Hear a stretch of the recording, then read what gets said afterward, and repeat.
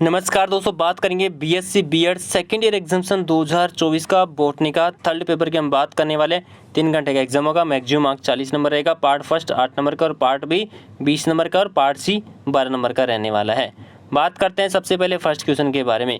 Karyotype को परिभाषित करना होगा। जैविक झिल्ली एवं द्रव मोजेक मॉडल किसने प्रस्तुत किया प्रस्तावित किया था? अमिटोसिस को परिभाषित कीजिए। क्रोमोसोम मैपिंग क्या है? गुणसूत्र मानचित्रों का क्या महत्व है? हरित क्रांति क्या है और कब हुई? मानक त्रुटि क्या है? यह मानक विचलन से किस प्रकार भिन्न है? और माइटोसिस को परिभाषित कीजिए। माध्य और माध्यिका और भवलोक में संबंध बताना होगा। नेक्स्ट आता है पार्ट बी के अंदर यूनिट फर्स्ट के अंदर 2 नंबर क्वेश्चन। माइटोकॉन्ड्रिया की संरचना और कार्य को विस्तार से वर्णन कीजिए। अथवा के अंदर दे रखा है यहाँ पे फोपोमेंटिन और हेट्रोकोमेंटिन के बीच में अंतर स्पष्ट कीजिए। अथवा के अंदर दे रखा है गुणसूत्र व्युत्पन्न और इसके मूल मंत्र यानी कि जो मूल मंत्र तंत्र को परिभाषित कीजिए और 2 प्राथमिक प्रकार और महत्व विस्तार से समझाना होगा, वर्णन करना होगा। यूनिट सेकंड की हम बात करते हैं 3 नंबर क्वेश्चन। अनुवंशिक में लिंकेज और क्रॉसिंग ओवर की अवधारणा को समझाना होगा। अनुवंशिक वंशानुक्रम उनके महत्व पर चर्चा कीजिए, उनकी बातों को उदाहरण सहित स्पष्ट करें। अथवा के अंदर दे रखा है यहाँ पे द्वितीयक लैंगिक लक्षण क्या है? कीड़े और पक्षियों में लिंग निर्धारण की क्रियाविधियों का वर्णन कीजिए। और उसके बाद में आता है 4 नंबर क्वेश्चन। निम्नलिखित पर संक्षिप्त में टिप्पणी लिखना होगा कि नहीं, 2 को उत्तर देना होगा।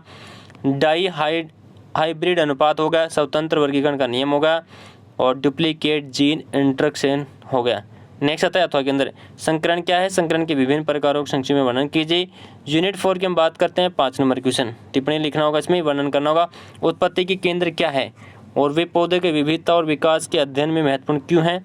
नेक्स्ट आता है 2 नंबर। फसल पौधे की उत्पत्ति के 2 प्रमुख केंद्रों के नाम लिखे।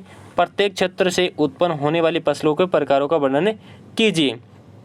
अथवा के अंदर दे रखा है पे एपोमिक्सिस क्या है? पौधे में यौन प्रजनन के साथ एपोमिक्सिस की तुलना कीजिए और अंतर बताना होगा। 6 नंबर क्वेश्चन आता है प्राकृतिक चयन क्या है और यह विकास की प्रक्रिया में कैसे योगदान देता है? 2 नंबर आता है कृत्रिम चयन की प्रक्रिया प्राकृतिक चयन से किस प्रकार भिन्न है? कृषि और पशु प्रजनन में कृत्रिम चयन के कुछ उदाहरण यहाँ पे क्या क्या हैं?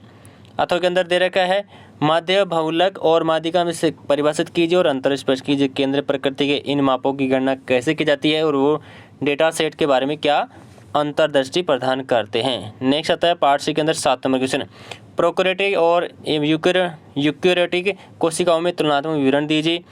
माइटोसिस और अर्धसूत्री विभाजन के बीच अंतर लिखिए। नेक्स्ट आता है पौधे में फ्लाइसिडी के वंशानुक्रम की विधि क्या है? एक पीढ़ी से दूसरी पीढ़ी तक प्लास्टिक जीनोम के संचरण में शामिल तंत्र का वर्णन कीजिए।